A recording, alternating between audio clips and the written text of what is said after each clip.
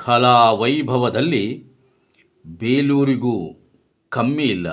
ಅರಳುಗುಪ್ಪೆ.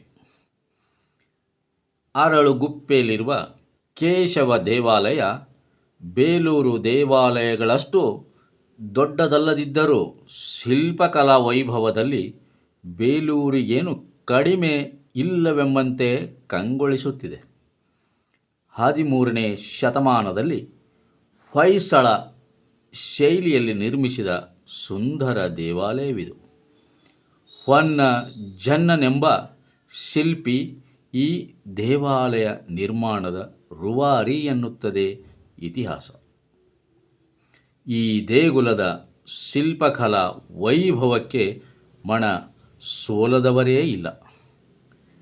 ಇದು ಎಲ್ಲಿದೆ ಅಂದರೆ ತುಮಕೂರು ಜಿಲ್ಲೆ ತಿಪಟೂರು ತಾಲೂಕಿಗೆ ಸೇರಿದರೂ ತುರುವೇಕೆರೆ ಬಾಣಸಂದ್ರ ಸಮೀಪವಿರುವ ಪುಟ್ಟ ಊರು ಅರಳುಗುಪ್ಪೆ.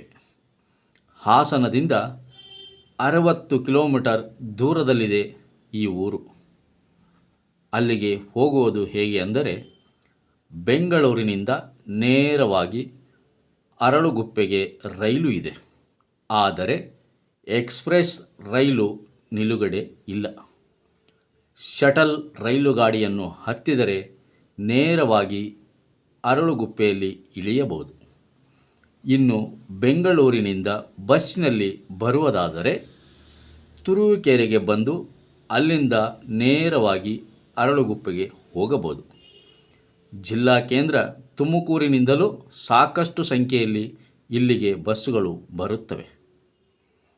ಯಾರು ಬೇಲೂರು ಹಳೆಬೀಡಿಗೆ ಹೋಗಲು ಸಾಧ್ಯವಿಲ್ಲವೋ ಅಂಥವರು ಒಂದು ದಿನದ ಮಟ್ಟಿಗೆ ಸ್ವಲ್ಪ ಸಮಯವನ್ನು ಇಲ್ಲಿಯ ಈ ಶಿಲ್ಪಕಲಾ ವೈಭವವನ್ನು ನೋಡುತ್ತಾ ಕಳೆಯಬಹುದು. ಒಂದು ಬಾರಿ ಹೋಗಿ ಬನ್ನಿ.